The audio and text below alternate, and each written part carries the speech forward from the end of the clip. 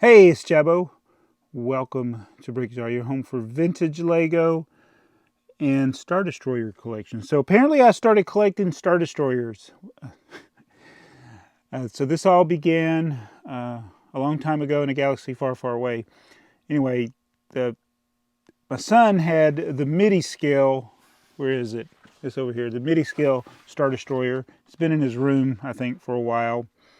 And then I picked up this minifigure playset that came out in 2006 at Philly Brick Fest a few years back. Finally finished getting the missing parts, completed that. But then I got more interested in Star Destroyers after TheyMightBeBricks. My son built this ginormous one, the newest large one. This is the UCS Star Destroyer. It's got a tag there that says what it is. But I should have videoed this, but I was able to carry this from upstairs to downstairs without breaking it. So I was quite pleased. Now, it's been on our dining room table for a few weeks now. The cat tends to knock off the minifigures and the Tantive 4, or is it Tantive? The Princess Leia's ship that's hanging on here by a clip. He's knocked that one off a few times. So I don't know what he's going to do down here in the basement. Cats and Lego sets do not go together, I will tell you that, because little bits and pieces and greeblings will fall off. And I'm afraid that's what's going to happen. It happened with the Super Star Destroyer, which I guess doesn't fit with these. These are just Star Destroyers.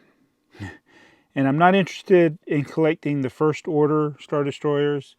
But now that I've seen this one that TheyMightBeBricks built, the big one, now that I've built the play set, I'm kind of wishing I had got the other UCS one. And I kind of wish I had got the other minifigure playset one.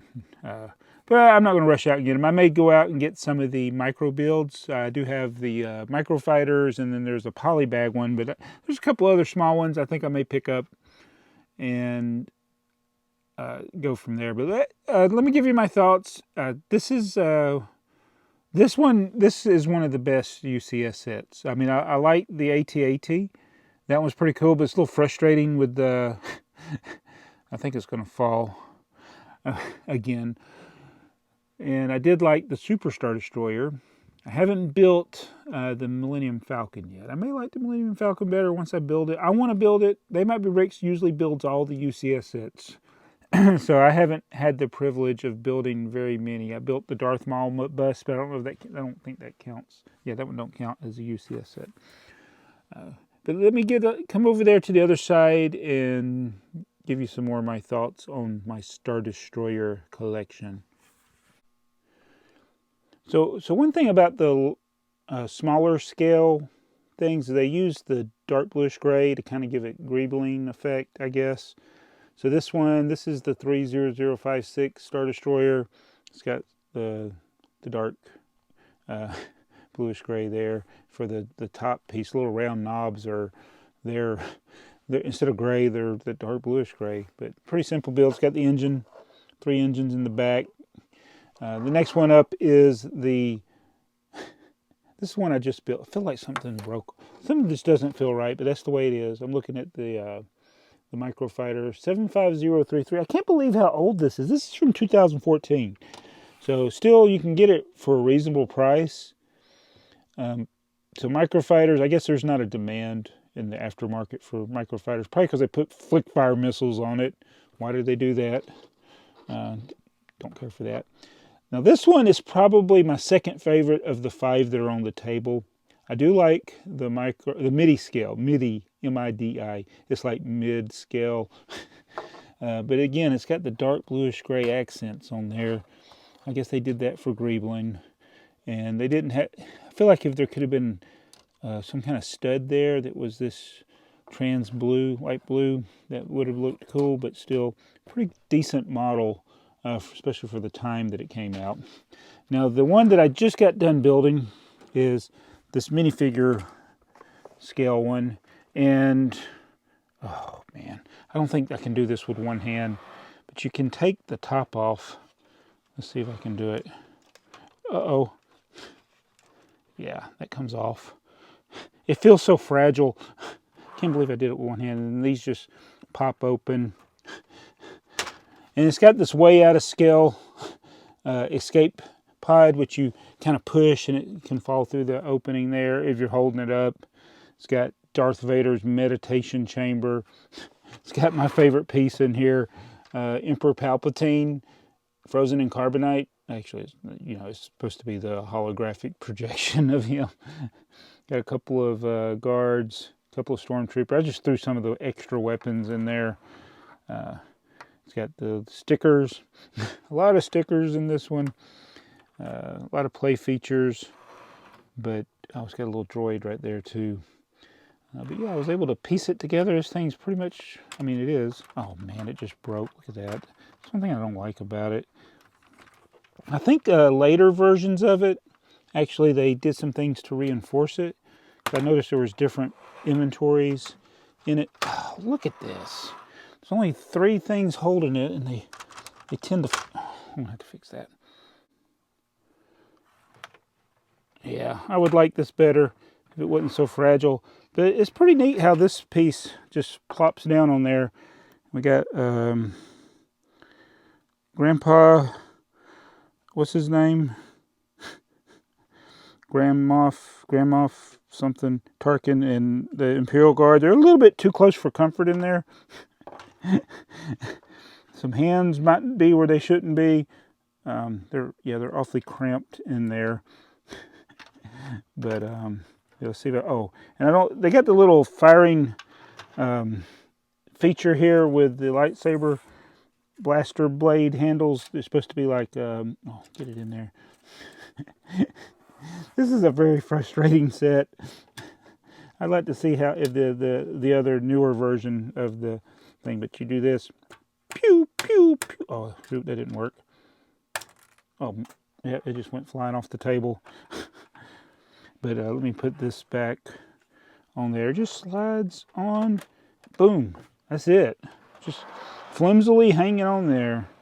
I gotta go find that blaster. Oh, these things are hard to pick up. Oh, dang it. Dang it.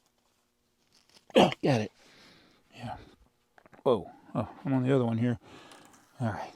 But this one is after you build this one or you see this one, then you're just like, oh, that's pretty bad.